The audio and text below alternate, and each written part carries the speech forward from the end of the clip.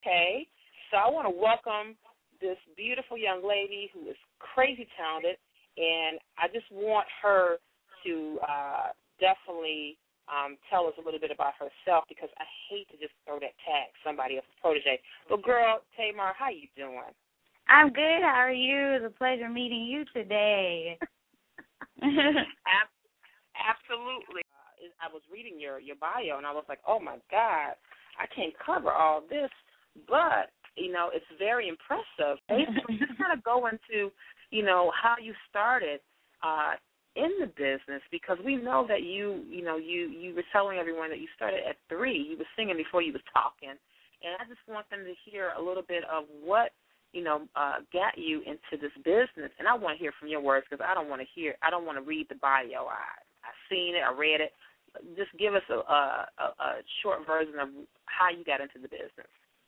Well, basically, like I have literally been singing since I was 3 years old. But I got into the business actually professionally, and me saying that I really, really wanted to be a singer was when I was on tour singing behind Tamia in 2004. I think the tour was only like 3 months, but it was Tamia, Alicia Keys, Beyonce, and Missy Elliot. And that was the first time I'd actually seen a tour go up behind the scenes, like what it takes for a tour of that caliber, and performing in arenas, and the energy from the crowd. But my first time really being inspired about the music business was seeing Babyface and En Vogue perform in Houston. And the artistry on stage was just amazing. I think now artistry has changed a lot. But when I saw them perform, they really were true to the artistic side and the musical side of music. And so that's what inspired me. But what got me really saying I wanted to make it a career and a living was in 2004. So I wasn't like a typical child, growing up having posters on the wall of my favorite, musical icons. I just wasn't like that. I just always had an imagination, and I just knew that my imagination was going to take me far. So I used to want to be a dancer, to a gymnast, to anything you could think of. I used to think I could read before I could read. So that was my life growing up. But me really making it a profession and wanting to make it a profession was not till 2004. So. Wow. One thing I was checking out was that you were part of the original group Girls Tyme that featured, Beyonce and Kelly Rowland. And how did that kind of get started? Well, we in Houston, and I have to owe a lot of my upbringing besides my parents. Houston had a lot of competitions for us growing up. Born in the 80s, there was a ton of musical competitions, and that's how I met Beyonce and Matthew. And at the time, we were 9 years old, and I think one of the singers was getting out of the group at the time, and they liked my voice, and they were like, oh, you should come and audition, for the group. We were like, okay. And they literally became family. We were traveling from 9 to about 11 years old. I mean, we were recording demos till 3 in the morning. We were performing in California. We were staying in hotels. I mean, we were typical little girls, summer parties all the time. But my mom took me out of the group for various reasons, and I continued to pursue my education. And it wasn't easy. It wasn't an easy transition at all. But I did pursue my education. I ended up finishing in high school in Houston, and then I graduated with a Bachelor of Music and Music Business at USC in Los Angeles. So Girls Tyme was that first time of really experiencing a group, and ever since then I haven't gone back.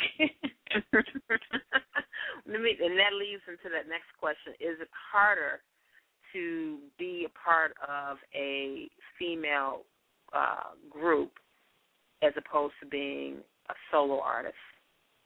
I wouldn't say it's harder to be in a female group. I think the first time that I really could say that yes initially was after I had started at USC. Someone had heard my voice, and they said, hey, this group is looking for another female voice. And I think that was the first aha awakening moment that God had given me a very rare vocal gift, and I actually sang for the people, and it was just kind of like her voice is just too big for this group, And I heard that a lot. I heard that a lot actually until maybe like 2005 when I met Prince, and everyone always kept saying her voice is just too big. It's just too big for this record. It's too big for this record, and it was very frustrating because it's just like, how can your voice be too big for anything, But it took time. It took time for me to really embrace that my gift was rare. It was different. it wasn't meant to just sing on any kind of tracks or anything. It was really meant to collab with musicians and to do big ballads, and that's what I love doing now. So it's very hard now. It was hard when I tried to do it again in 2005. So but I ended up singing with a female band, and that was a lot of fun, actually. You still had attitudes pop up every now and then, but it was still a lot of fun because you still have the energy of other women and other women's inputs and other women on instruments, and it becomes very a great feeling to see musicians on instruments and stuff. So, well, it's sort of like, I guess, when guys like to play basketball, and those that are really good players like to play around those that are amazing players, because it makes them a better player in what they do. So I can imagine, I'm not a musician, not a vocalist, but, working with so many of them, I can imagine that has to be what strengthens your ability to have staying power in the business, as opposed to it being a short-term situation. You're looking at a longer staying power in the business. And it leads me into, what do you think really captured Prince when you first met him?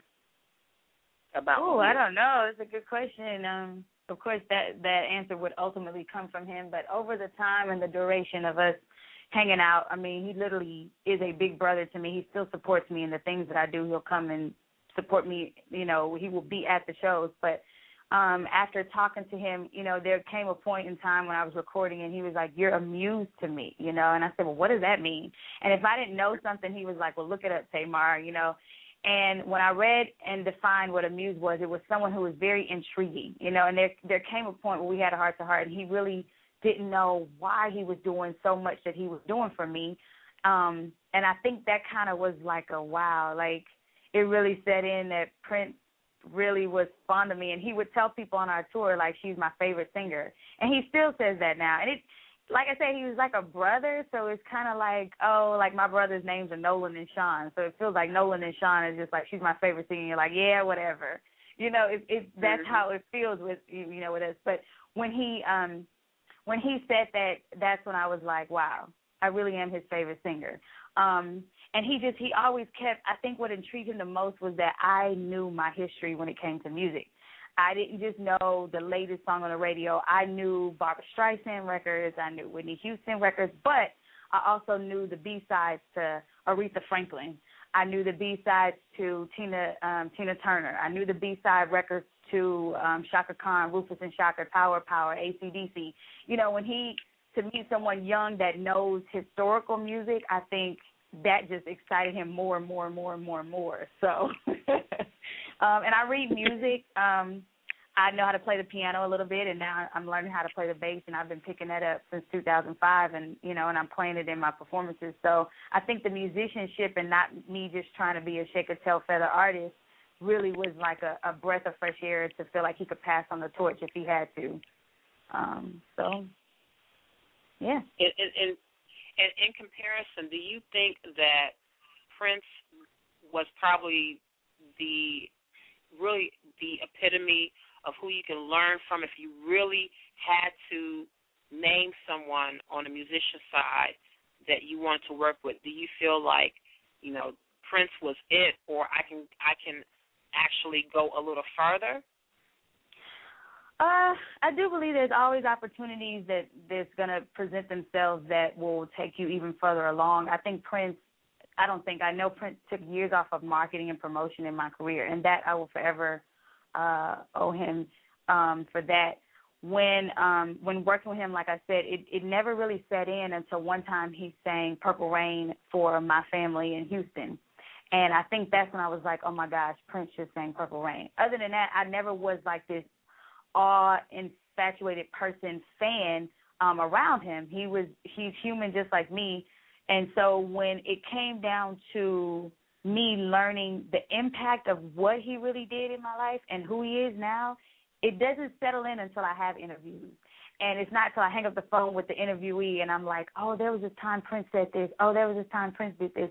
Oh, there was this time when, it literally was like I mean, it feels like everything was just yesterday. He never just said, hey, Tamar, I want you to learn this. I want you to learn life lessons. It was as if you had to know when to turn on your student abilities and soak it in, and then there was a point where you had to learn how to be the artist and put it to the test. And then there was a point where, like, you just had to know when to move and how to move. It wasn't, no one could have ever prepared me to work with Prince. No one. And even now people will say, well, you know, who would you want to work with? And I'm stumped because that's when it sets in, like, the music legend of all legends is Prince. And if I said who would I want to meet, it would be Barbra Streisand from the female perspective side. But from the business and the genius side and the musicianship and the staying power, and it gets no better than Prince. I mean, it really doesn't.